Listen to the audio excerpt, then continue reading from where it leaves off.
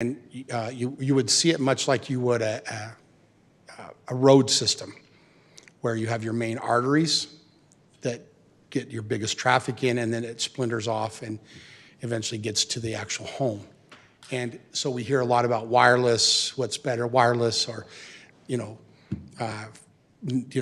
next generation 5, all that kind of thing. Everything that you see or hear really ends up coming back and getting put on that fiber. It doesn't matter if it's next generation 5 or 6 spectrum or wireless or whatever the medium, all comes back and gets at some point on that fiber. And so having good fiber infrastructure is critical to communities, not just for internet, but for lots of things. So when we talk about different models, I don't blame your constituents to suggest that they don't want to get in the same dilemma as did the cities of Utopia or iProvo or others. There are cities in the state that I think you could look at as having had a very good experience. I would say Spanish, well, not Spanish Fork, I guess it's Spanish Fork is one of them. Spanish Fork has an extremely high take rate, and and the city runs the entire system. I think at times it's 75 to 85% take rates, and they pave their cities with gold from the extra cash flow that comes from that system. So not all of those were bad experiences. Spanish Fork has done a very good job. So Utopia and iProvo made some monumental mistakes and got behind the 8 ball. But those lessons and the models that have been built since, the business models, make it so that cities today have a pretty good idea when going forward how to be successful. So when you look at the different models, Google's coming into a lot of different cities and wanting to work with the cities and build their network. Their network, they can already come into Harriman. Nothing is stopping Google today from coming into Harriman on their own. They can come in here and do it now. But Google is a closed network. It's not something that would be easily integrating your city services and the different things that need to be done in terms of infrastructure. The good thing, the positive side is you're not paying for a lot of that, but the bad side is there's not been a lot of really positive turnout with Google and how it's currently configured. Utopia is owned and operated by different cities. In fact, a sister organization called Utah Infrastructure Agency, or UIA, is an agency I actually set up in 2012 to help Utopia attract other cities so that we could bring the excess revenues of other cities and back and help pay back some of the bad debt. The Utopia city system is a fantastic system. And a lot of cities are having good success with that. However, in that model, except for one exception here in the state, which is still basically semantically done, Utopia is requiring the cities to put up the backstop for the funding, and then basically UIA and Utopia own the network that you basically co-sign for. But it's a good system. Utopia has been very successful at pushing their easy button model. It really is in part my model that I developed for them when I was there, but I never anticipated, I think, that we would ask you to co-sign and not have ownership in the model, which means that not only do you give up that with a lot of other things, but you also give up the net revenue side of it, which those funds are going back to them. But your name's on the hook. Other models would include a public-private partnership where a very good, competent company, telecom company, would come in on your behalf. You'd still backstop it with some form of a tax pledge or franchise fees, but the network would be owned by the city. I think that is absolutely an essential part in your considerations, because these networks are going to be of great worth. Their valuations are going to be through the roof, and that's why we see a lot of private financing now coming on board to help finance some of these types of builds. So the public-private partnership is that you would have a company with core competency in this area that would manage, operate, build, construct, all of that according to the city spec and service level agreements that you would set forth to start with. So Google, closed network, and they've had significant issues, not really a public infrastructure. Utopia. Closed network means what? A single ISP. Well, I'm assuming the answer. What? Yeah, just the really difficult inability for the city to ever work with it as an infrastructure where you could do things with your first responders, your health, all those kinds of things. You should think of Google, their model, much more like you would Comcast. It's very little difference other than it's cable, or it's fiber optics. There's very little difference between Google and Xfinity. So there must be some sort of variation because our neighbors, Riverton's doing something with Google, but not a totally closed network. What they're going to do, from what I understand, I talked to Trent, they're doing Google Fiber, and then they're going to have to build on top of it a ring. They're going to have to go bond or do some sort of financing for bringing in somebody to do the city ring. So, And a closed network, I'm assuming, means that it's Google's, they own it, they're the only provider. Yeah, and in fact, in Provo, we weren't even able to access their communication huts. That was that closed and proprietary. Really, it's very little different from Xfinity. They're kind of the exact same models, just some different technologies that they use. Utopia, it's a fantastic network with good people but again, they're using your cosign ability and they own it. Well, you lost me at the word interlocal. In what? well, That's that me, interlocal, yeah. interlocal with And, that one. and I think, Jared, I think what another point too, and Todd, correct me if I'm wrong in here, but Utopia and what the task force is kind of pushing aren't real different as far as the concept, the model. There's still, the only difference is it would be the UPD difference versus No, don't say that. us having I'm just saying, but that's the comparison they use is because we would be one member with Just had a Utopia. panic attack. But we're one member on a board, and the money all goes, if there is profits, that goes back to Utopia. We don't get a say if there's updates to the infrastructure of we don't control when that comes. And just not to confuse that issue, I think that the interlocal, to do it that way, Mayor, is an option. But it's not right now. I think it's being considered to be done independently of that. And I think there would be pluses of putting together an interlocal that you guys could work with. But I think that, not to cloud that issue, because I think that that's something that's here that is being considered as an option, but independent of a public-private partnership that you could do on your own and own your network and do it. And I think the fourth option is that the city just does it. And if we were going to crunch numbers, you really should sit down with me after this meeting and you should hire me to do it for you and run it and make it work. And that would be by far the best. We would save money, make lots of money. And then when I'm on my way home tonight and I get hit by a bus, then you're done with that, because the city isn't presently, while on paper that's the best option, the problem is that the city is not completely prepared to take on that core competency, the FTAEs and the whole new divisions and all that stuff that Nathan would have to manage. Now, it's not something that can't be transitioned to over time.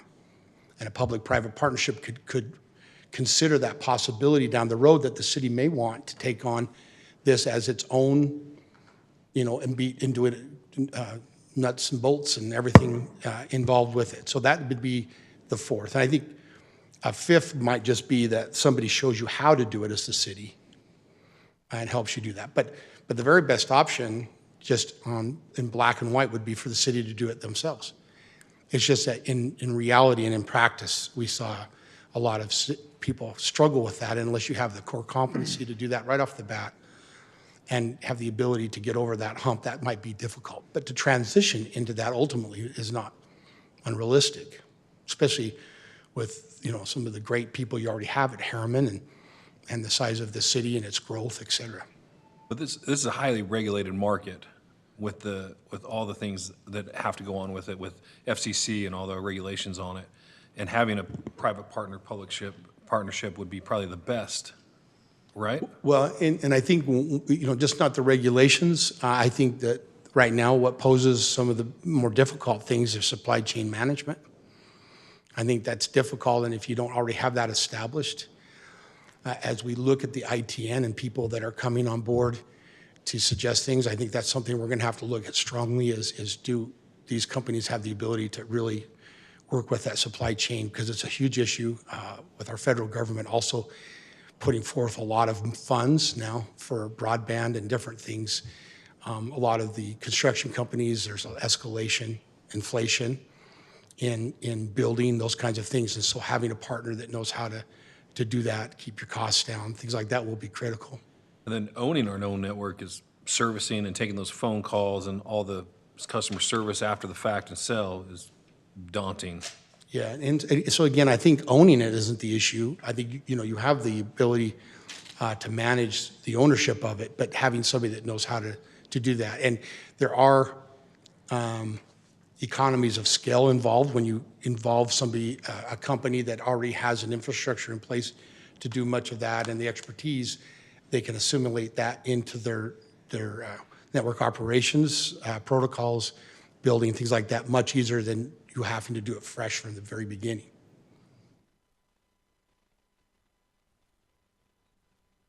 Well, I mean, obviously, some of these are rhetorical questions for me, as we've talked a bit and kind of tried to figure some of this out ourselves, but I want to make sure I'm asking those and confirming the assumptions that we've made so I can explain this properly to people, because to me, the average person is like me before we entered this discussion. They're okay with Google, Comcast. Google sounds great. Google, yeah. I use Google Chrome. I use Google for everything. Fantastic. It's free. Right. Bring it in. I don't know how it works. Right? The average resident, like, why don't we have that? Right? Everybody else does it. No problem. The Utopia thing, they've heard lots of bad stuff in the news. I mean, Decades ago, though, right? I mean, this is, I'm telling you, as conversations, if I'm talking to people, look, tell me what you think about this stuff, because, I mean, on my phone, I know how to make phone calls, check my voicemail, text and email, and that is about it. Right? I couldn't tell you what speed I get on anything, anywhere. Those core things work, and I just don't care about the rest. So I get the efficiencies and all the cool stuff we can do in the future that's coming. And this is something that we, at least in my opinion, we want to do, should do. We need to take the time and do it right and educate people on what we're doing and why we're going to do it. And I just don't think that we've adequately explained those things yet. We can say we're going to do this and these are the reasons why and do it, but I always think it's best to bring people along, right, than to just do it and put the fires out later. It's hard for me to give you my opinion on some of things like that, because I'm trying to be, especially with an IT in the works, I'm trying to be fairly unbiased in how I approach it. Independently, I would have an opinion that maybe offline that would be more descriptive. But I think one thing I would say is I am helping, a number of cities, and I've been involved with Harriman for quite some time, and I've watched your task force take this very seriously, and they've spent a very large amount of time, and I'm saying comparatively even to other cities. And so, I used to do a lot of talking when I was involved at the very beginning, and I don't do as much talking anymore, primarily because they are very educated. So I would compliment your task force. I would disagree with Nathan, and when he says they're not experts, I think they've become experts. And I would recommend and rely on them for their opinions at this point and to educate you and your public, because I think they know their stuff. There are little things here and there that I can help with, of course, and I think that there are apples to apples and apples to oranges comparisons in your ITN and things that we'll look for, different iterations, nuances that will be industry specific that will be important to be able to evaluate. But I really believe that you could rely almost entirely, for a large part, on your committee. And I think Nathan, since he's come on board, and he's done a good job. They know their stuff. Blake spent innumerable time. Steve, Sherry, your attorney, all of them are So pretty expert. Totally, I would agree with you almost all the way, except for when I vote on something, doesn't matter what it is, I have to understand it and be able to explain it to the people I represent. I'm not just gonna look at them and say, oh, that's your recommendation, sure, I agree with that. I have to understand it and know what I'm voting for and explain it to the people I'm representing. So that's why we're taking time and asking questions and making sure that we really know all the details ourselves as well. And I would avail myself to any of you at any time to call, email. I keep telling them that I'll come down here for lunch, and they never feed me. But I get my waters. But I'm available to talk to and give you, my 2 cents and tell you things that, I have a pretty extensive knowledge into these things, and I'll try to give you it as unbiased as I can. And so I'm available to you. I think you should dive down. I don't mind you asking tough questions, challenging on any of the assertions that you've heard or seen. I think this is a big decision. It's a lot of money.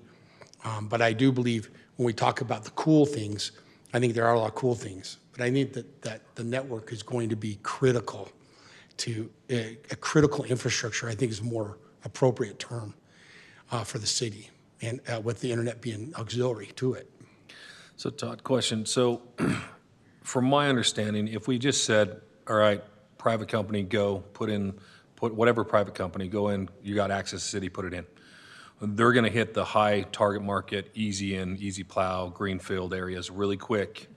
And then those later fingers where we have the internet problems or we have the less connectivity are gonna be the last fill-in places typically. Well, I think that's just a public policy decision. From what I've seen from your ITN is they're asking for a ubiquitous deployment, so it doesn't really matter. I think that we'd see in Harriman, I'm not sure we'd ever see poor take rates in any of the areas, but a ubiquitous build that's probably the difference too between a Google or Xfinity in that they're, they can pick and choose and they'll tell you they're going to get there. Mm-hmm.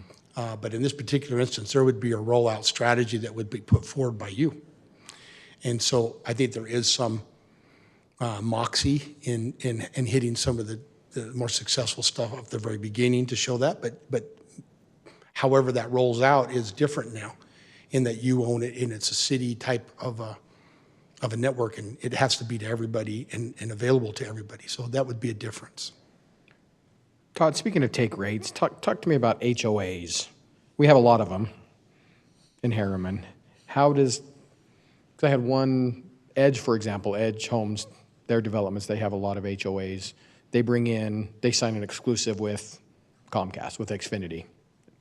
We're not allowed, from what I understand, somebody could correct me if I'm wrong, but I'm pretty sure they sign an exclusive with Comcast. How does that affect our take rates if there's an HOA that is already in place? And I don't think we can go in as a city and put it in an HOA if they're not going to allow us, because that's not city property. I think that's correct. In two, that you wouldn't want to force anybody. You want competition. That's the reason that you have it there. So HOAs have to be handled differently, keeping in mind that we're not just providing internet. At some point, the ability to look forward, looking in your AMR, AMIs, your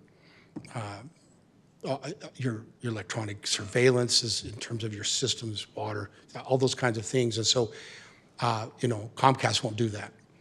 And so be forward thinking in terms of that. I think also the HOAs that do join with Xfinity and get lower pricing, that kind of thing, they'll be very happy that you do this because they'll get better rates. But at some point, and that competitive model is okay, but you're obviously, HOAs are a different animal on how you would handle it from a business sector. That said, if you do deploy it as a more of a utility, you're not putting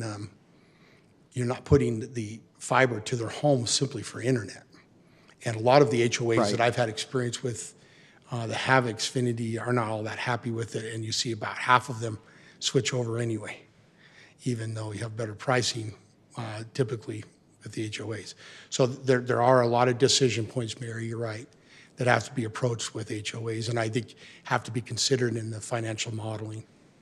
And that's my concern, the financial model, getting the take rate that I know we have to have. So, Jared, explain my question.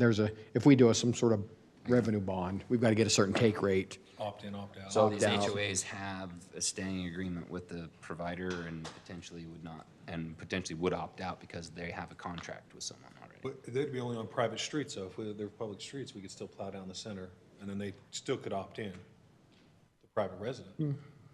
And that's, I'm just trying to understand, because that's my big concern. I think, Jared, when I've talked to you, that's my biggest concern, the risk. I don't want to be another name, I don't want to be another city in the news that did this wrong. And so I just want to make sure we're doing I understand the take rate, and that we make sure if we do this, that we're not going to become another Provo, Yeah, for and I lack of think a. that you, Mayor, I think you have the financial modeling to work through that pretty easily. One of the things that I would consider doing is making HOAs a service provider on your network. And in that way, they can provide services to their HOA people and drive revenues and be a better deal for them. So I would look at that as a possibility, as saying, hey, would you like to be a service provider on the network as an HOA? And they could do that through a myriad of ways. I could talk to you about that's a little bit more involved, but that's what I would do. But I think they would welcome that type of approach.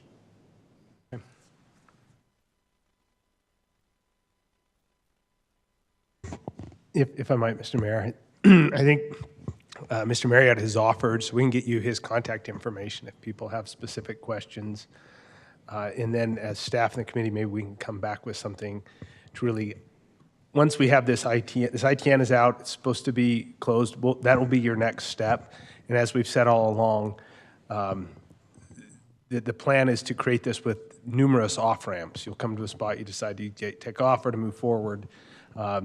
There's not the intent to have one decision and everything's done. We need to walk you through that also as a city, just make sure we're ready for it. So that would be the next step, and unless there's other things you want to discuss. I'm good with that. Yeah, please feel free to reach out. I do have people call all the time, and and some people like to golf. I talk broadband, so I'm happy to do so. In between hunting, right? Yeah, between hunting, yeah. We're looking at my phone now. I got to get up to go do some grouse hunting in the morning, maybe. But I love it. Okay, no, we appreciate all your time that you spent with us, and we appreciate it. Thank you, it's helpful. thank you. Yeah, I would suggest, I don't know, like you said, the next steps, this feels really like a few of us were, like all of us are all these different places in this. I think we all need to find a place where we can all, I don't know how to do that, so if you have any suggestions. Do we have a timeline or schedule of what the next steps? The ITN is out. It'll be back, I think, tomorrow at 2. Tomorrow at 2. So the next step would be to look at it. Do you bring a consultant on to help you start to come to that? Again, you're going to commit to a certain distance and then make some other decision points. I think for something like this, there has to be numerous off-ramps. Like I said, we're not, Perfect. it's not the salt flats. So. Yeah. Perfect. Okay. Thank you, everybody. I know this is a lot of work. Okay, we'll move on to back to item 2.1 then. Presentation and discussion of proposed amendments to the AMSD Auto Mall. Michael, you taking this one? We're going to tag team. You and Blake can tag team? I might stay here because I have a lot of documents in front of me. And this, I won't go through the presentation that was in your packet. This was the presentation we shared with the Planning Commission. Really, I think the key thing for discussion tonight, in your packet, the City Recorder's Office provided draft minutes of the motion for each item, each of the interrelated Auto Mall agenda items that were included in your packet. So again, just want to emphasize that the language that was in the staff report that represented the recommendation from the Planning Commission, that's draft. That's a draft language. We also shared that same language with the applicant team. And then in response to the Planning Commission's motions on these various elements, staff met with the development team, with their legal representative, Bruce Baird, who I believe is on electronically tonight as part of this conversation. And they did make a few adjustments to the materials that were placed in your packet. So we'll just keep this up as reference. Let's see, just the overall map. So there's essentially 5 potential legislative items for you in addition to the PID item that we've already talked about tonight. So there was a text amendment proposed to the Automall district, the actual zoning tool, and then there's 4 subsequent or interrelated proposed master development agreements that go with each one of these areas. So those development agreements, of course, are for specific legal descriptions and acreages that are outlined in your report. And every agreement, proposed agreement, basically is Auto Mall, and then it specifically references the AMSD, North of Miller Crossing, Crescent, Garden Plots. The recommendation from the Planning Commission was approval on all of these items. They did include some amendments or recommended amendments for the council to consider, and that's the draft motions that are included in your packet. So I actually, Blake and I are been reviewing these comments and the response from the development team. I think we probably are ready to take notes any direction that you have from us. So I think I'll just kind of move back over here and then we can, do you want to come up here and make any additional comments, Blake? Oh, okay, all right, we could do this. So, yeah, I just wanted to kind of organize it so that we could go through these in kind of a logical order. In my mind, it makes sense to go through the AMSD zone text change amendment first. And so they were included in the packet. And this was the one item that recommended, or the Planning Commission recommended 5-1. Yes. There was one nay on it. And it was because of the height of the building, I believe, was the Yeah. concern. There was 70 feet for the maximum height, I believe, was what was allowed in the, if you read through the text. So that was the concern and why it received a nay vote. But we're ready to take notes if you have comments on the AMSD text. Jared? Ready? Let's get the meat and potatoes of this. Let's get into the, Well, my first comment is, I need more time to review 300 pages. Yeah. Honestly, I mean, So the, so the meat and potatoes, right? You're right. Logically, at least to me, maybe we weren't clear in direction, but my recollection of the last meeting of this, 6 weeks ago, whatever it was okay, we need to look at the zone, right? So if we're looking at getting one, potentially 3 users going, Auto Mall itself, we need to look at amending the text in the zone to allow used cars and some of the uses. So we need to look at that. That's number one. Second was we wanted a draft of the PID to call out the priorities, right? Namely that main road servicing those couple of areas. And then third was the discussion of the MDAs, which I believe, and correct me if I'm wrong, council people, was we were okay with the concept of MDAs. We didn't see the real necessity. That's what the zoning does, but the MDAs are being asked for assurances for the applicant. And the question was what assurances then do we get? And we gave some ideas, well, I shouldn't say ideas, but we gave some direction of types of things we were looking at, and we wanted them to bring ideas back of what assurances we were going to receive.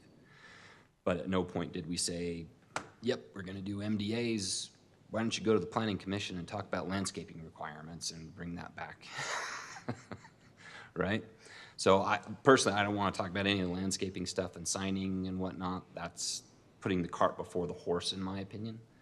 And that's great that work's been done, and we can come back around to it if we decide to go the route of MDAs.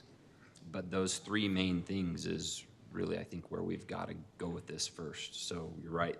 Let's talk about the text change, but I mean, in a sea of 300 pages that was somewhat redundant over and over in the couple of hours that I had in the airport with our delay, coming back Monday night. I haven't been able to single that out, let alone go through those MDAs and single out those provisions we were looking for. So if you guys, if it's all right, if you guys wouldn't mind, walk us through, start with the text change, walk us through what those changes are, what your suggestions or concerns might be for us, what we need to consider. There was one document in the packet that highlighted all the changes between the two. I think it was about 18 pages. With the red lines, yeah. About I 20. didn't print that one out, but we can kind of go through. And I'm with Jared. I personally am probably not as prepared as I should be for tonight's meeting on this, due to some stuff that happened the last week or so. But there's a lot of information to digest through this, and I did catch planning and zoning meeting. I did watch that, and most of it was talking about the crescent and the garden plots.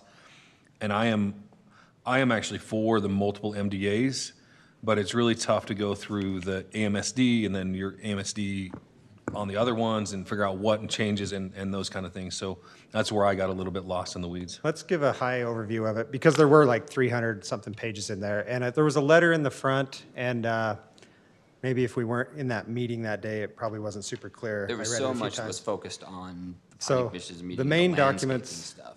to focus on were the ones that said clean for city council review.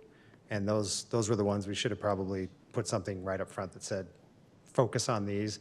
The other documents in there were the red lines from the document that went to the planning commission and their comments, and it had their comments redlined and then Well, accepted. and still, even with that, and I'm not, this isn't criticism or anything, it's just, I'm telling you, I don't know what I'm looking at. I haven't had time to read through and pick it out, because the majority of it was all the landscaping stuff. And on a phone or a tablet, it's really Right, tough to. and yeah, exactly. get I'm through, scrolling yeah. through and I'm seeing all the planning commission comments on landscaping and signs and things. Like, Okay. I don't care about any of that yet. Yeah. I'm trying to find the stuff that matters at this stage, and I couldn't find it. So if you guys know where that is, take us, tell me if I'm speaking out of turn, but No, take us to those pieces and walk us through. And Blake, I think it's good. I don't know if I was talking, I talked to you and Nathan both today. I can't remember who said this, but these MDAs truly are not a big variation from the our typical standards in the city, not typical zoning. There's a few changes, and that's why they're asking for MDAs. There's a few signage changes, there's a few, But I you think that know. restricts uses on a lot of it, right? Right, and that's what I'm saying. But other than that, that's what I'm saying. Other than that, it's not, I'm not. it's actually more I'm- glass. Don't get me wrong. I'm not saying that those things aren't good. If we're, if we're doing all of this together, it's going to be good to incorporate all of those things for sure. And all I'm trying to say, all I'm trying to But say. I just feel like we're going out of order to get there. I don't know. I'll keep going on the description though, but so Okay. we have the AMSD text zone amendment, and that gives the basis for the AMSD. And the MDA, basically the only thing it's really modifying in it, the signs are actually in the text amendment and in the MDA. They've basically referenced the whole thing, and that was a comment I had in the MDA. Do we need to include all this? All the MDAs are boilerplates up front, and then they have exhibits on the back that have a few pages that describe what's going on in that MDA, what the change is. So one of the comments I had in the MDA for the auto mall was, do we really reference the entire AMSD zone in the back of it, or do we just highlight anything that is changing from the zone? Because that would make the MDA really short. It gives some vesting, so I'm sure that's what the developer is looking for, is vesting. For 15 years is the term they've requested in their MDA. And so it vests the ordinances and the standards, or not the standards, but the ordinance for that time. Is that right, Todd? So as you read through these MDAs, the exhibit, I think it's Exhibit C in each one, has the things highlighted. So the AMSD is pretty vanilla. It's the proposed text amendment, which, like you said, does allow for used car sales, and then it has some other modifications with signage and some of the landscaping discussions and how buildings front and what happens when they front, how much has to be landscaped on the front and back, just basic design guidelines. And they also talk about building materials. And it just refines the existing AMSD, because when we first wrote the AMSD, we wanted only new cars, and we didn't think about all the other design stuff. So they're trying to capture those items in the MDA. If we move to North of Miller Crossing, that's also zoned AMSD right now. but they're requesting to add a few additional uses in there, like flex space and light manufacturing in that area. And so the MDA, Exhibit C in that one as well, spells out, hey, we're going to do all the stuff in the AMSD, and they call it the AMSD plus, is they're going to have these other uses that are from the M1 zone into there. And then there are the garden plots, and that is similar to the North of Miller Crossing, where they have the AMSD. They want to use C2 zone, that's the base zone in there, but they want to have some auto mall uses in there. So their Exhibit C in that one spells out those additional auto mall uses there. As an option. As an option to Yeah. use there, in case they have such interest in the AMSD area that they need to spill over for a dealership or something there. And then the Crescent piece is similar to the garden plots, where it's zoned C2, and they're wanting to use it for some AMSD uses as well. So the Exhibit C in that is very similar to the garden plots. And then there were some concerns where you read about the landscaping and stuff. Was it the Planning Commission, the residents that lived in that area came in, had some public comment about buffer and some other concerns.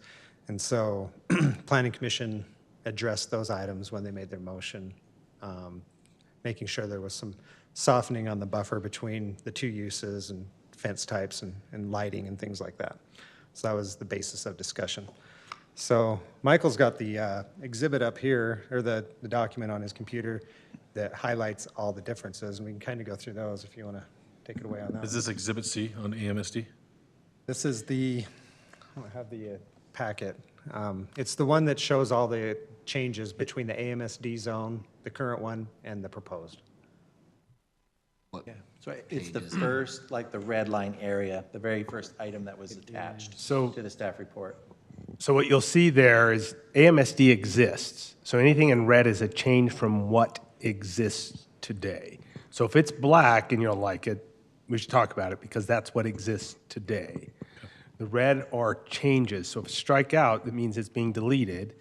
If it's just underlined, it's being added to the AMSD. So what we tried to do in that one is show you, here's what is in code as of today, and here's what would be in code if you selected it. So that's, What page are you on, Mike?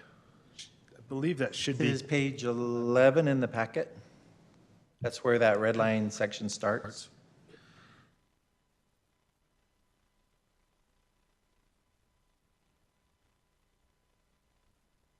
Are there any key points you would call our attention to?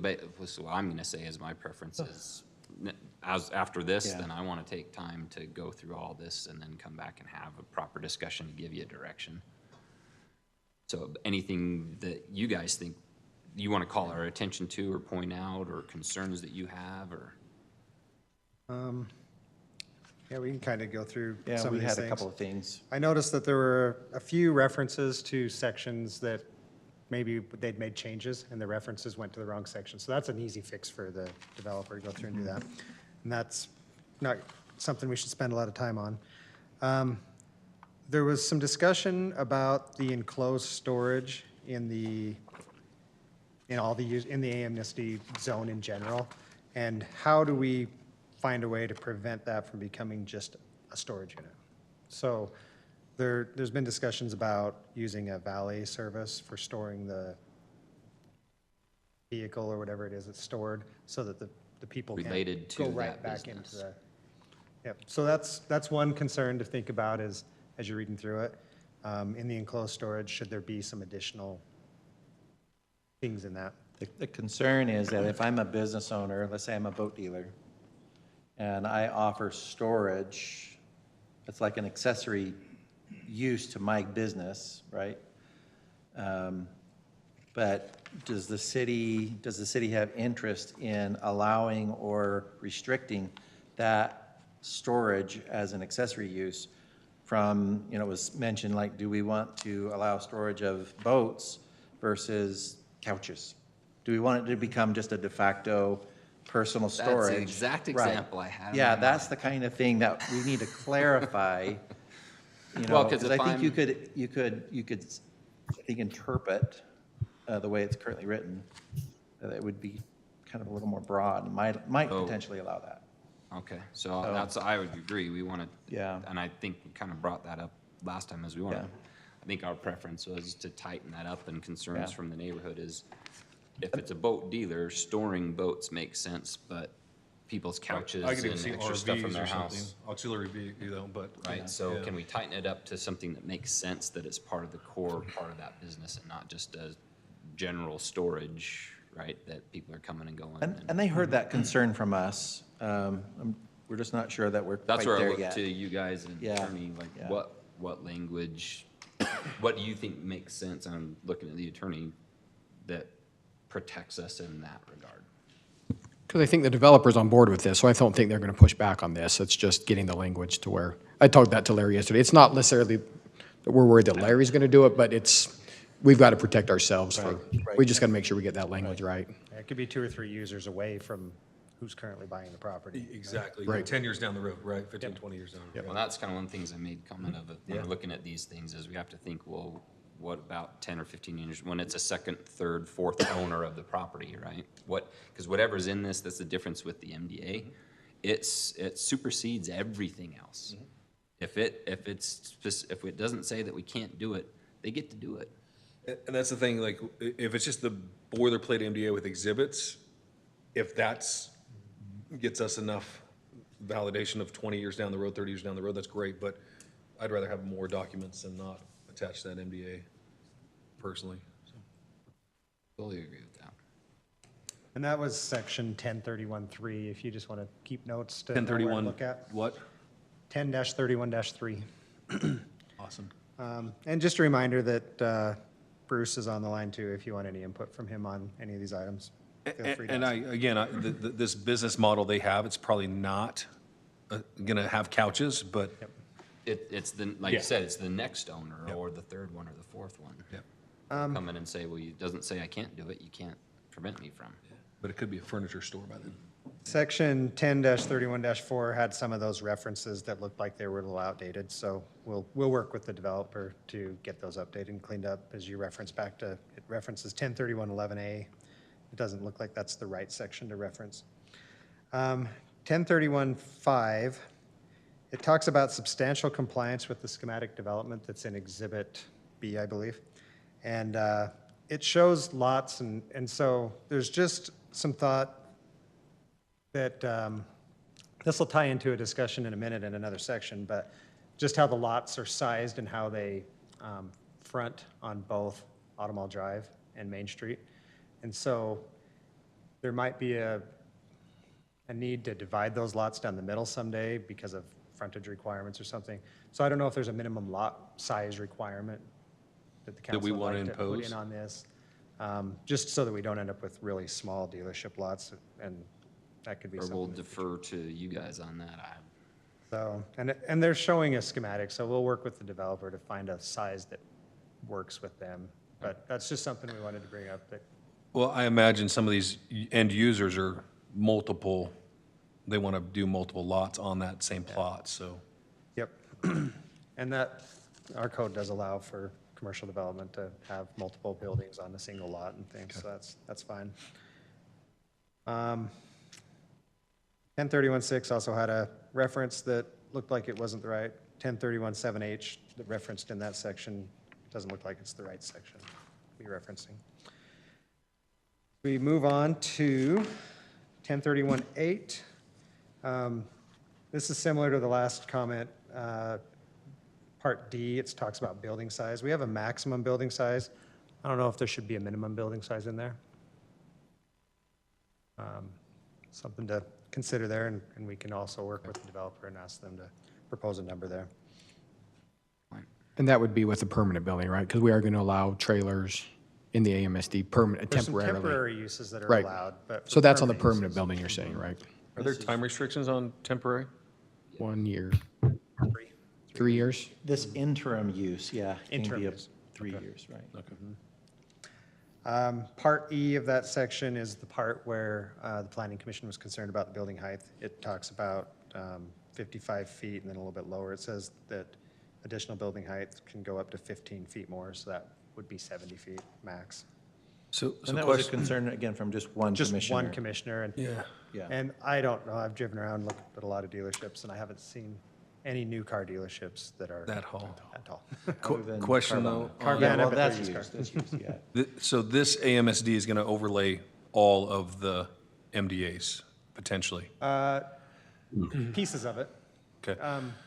pretty much all of it, yeah. And are we talking, Except for the, yes. are we talking height from existing grade or curb? Because that was, That'd be another Some- thing to specify. Yeah, it's typically established grade is where we measure the height, the highest and the lowest. because I know one area is going to be concerned about that, and that came up a couple times. So So if we're thinking the crescent, the underlying zone there is C2 with some AMSD uses. So I believe it would be C2 that would govern that piece. And But we're not still the talking initial grade or set I believe grade. they're anticipating the Correct. standards following the AMSD in there. Yeah, we just need to, so we need to clarify that, If it's- because that will be a concern for some of those neighbors. Well, and we can put that into, if we're gonna do MDAs, we can put it into that MDA, that area is restricted to lower height. At a certain height or certain, yeah, requirements, yeah. Just as the belt and suspenders approach, right? All right, keep moving along, that same section, I think it's 1031-8, it's a long section. As you move down to 1031-8L1, driveway access. This is the engineer in me coming out. It said a 12.5-foot radius. I think that should specify being measured from the top back of curb. Sorry, what page are we on now? 10. On page 4. Page 15 Well- on our Oh, package. in the red line version, Yeah, you're good. 15, bottom of 15. L2 Got it. or L1, sorry. that's just something to clarify that could be, if an engineer looks at that, they could be designing a really tight I'm one of those radius. people, once I start reading, like I have to read everything. So 1031-9, the landscape standards, part C. This is one I talked to the mayor a little bit about earlier today. So these lots have frontage on both Harriman Auto Row and Main Street. And so you could have one dealership facing Harriman Auto Row, and their storage yard could be in the back, and they could have a wall, and they're only required to have 5 feet of landscaping, and that 5 feet of landscaping would be along Main Street. But the next lot dealership could face the other direction, and then you'd have 15 feet of landscaping. It could be this bump out, bump in thing. And so, I don't know, we can work with the developer to see what happens there. Maybe that's where the car pedestal displays happen, if that does happen, or we specify a frontage, which side is the frontage, which side's the back. But it just seems like it could turn into kind of an issue if we got into the wrong situation with the wrong. What do we want Main Street to look like, though? Do we want cinder block wall all the way through there, storage yards? I mean, I think that's going to be some direction of what It's we in the want it to look MDA. like. It yeah. talks about what materials they can use. It has to be a masonry wall. and- Right. The general thinking from staff, and I think from the planning commission, because that was the motion to you, is everything that's along Harriman Main Street and Harriman Boulevard, we would maintain current standards. Harriman Auto Row as a spine through the Auto Mall or the AMSD district, that's where we would have the modification of our standards, where we would allow clustering of trees. We could replicate or simulate buffering with bushes and different things like that. The development team would prefer to allow the flexibility throughout the project and not limit it to just Harriman Auto Row. That's their preference. Our recommendation was we're trying to maintain that continuity, that level of design on Main Street and the boulevard. So that's obviously an issue that the council will have to work through. And the discussion with the development team was, as if those dealerships front that road, they want to have that open view corridor. So that's why they want the 60-foot spacing or cluster the trees and things like that, which makes sense to see into there. But you could end up with some awkwardness if the front's one and the back's the other one, right next door to each other. Keep moving along here. There were any other large concerns there? There's some typos on the 30 feet of frontage, and then in parentheses it says 3. Other references in 1031, 10.2.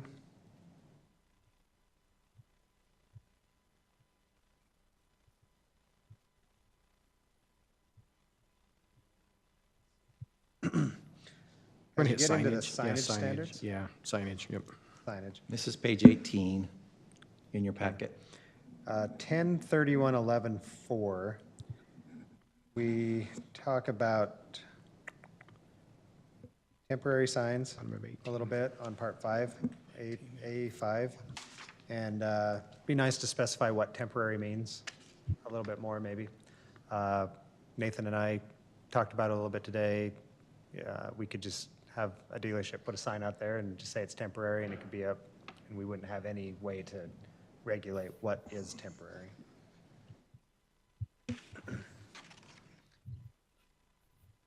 Then we get into, I should point out, that's the way the code reads right now. It's just as we looked at that existing code, thought we probably might want to add something. So that's not something the developer changed. This is the code that exists for those temporary signs. Gotcha. Okay. further on the temporary signage, part D of that section. D1C, not sure what page you're on there. Let's see. I'm on page 8.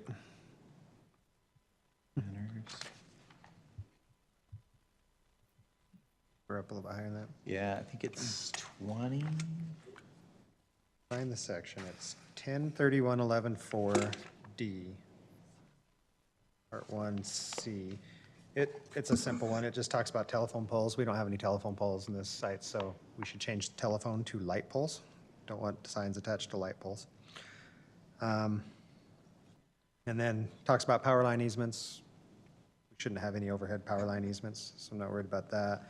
It talks about submitting, in Part F, prior to December 15th of each calendar year, property owners within the AMSD shall jointly submit to the city. I'd like to specify the planning department on that, so that we don't just have stuff coming to whoever, have a little more control on that. I thought it was interesting in Part 3F that they specifically called out gorillas. But change I thought that was funny. inflatable gorillas. And then we get into Part E, which is the specific signage that is included in the exhibit. And so we have 3 different types of signs, sign 1, sign 2, and sign 3. And this exhibit is also included in the Auto Mall MDA. And so sign 1 is a fairly large sign. They're only shown along Mountain View Corridor at the north end and south end of the AMSD. They're proposing to be 77 feet tall, This is page 21. page 21. And just as a comparison, I pulled up the village mixed-use signage zone and just compared the heights and the sizes. So 77 is the proposal here. The VMU was 45. Was a different use. The VMU was for Academy Village, not an actual auto mall, so a little bit different commercial use, but keep that in mind.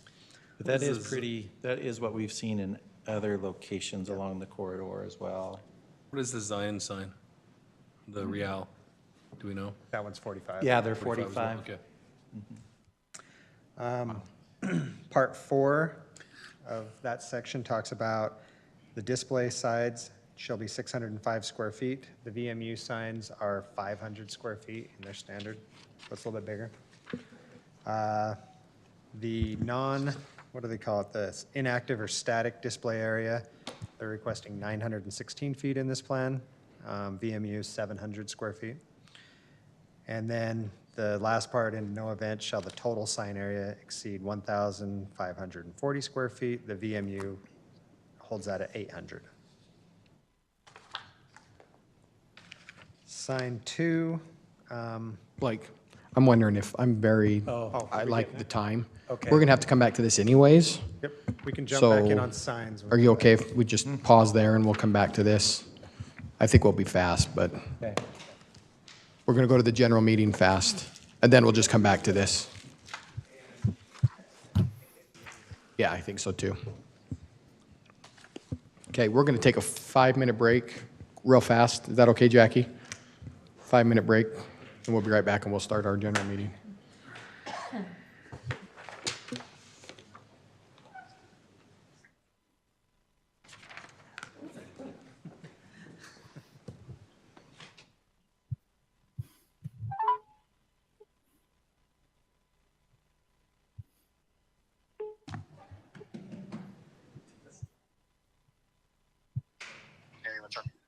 Hey.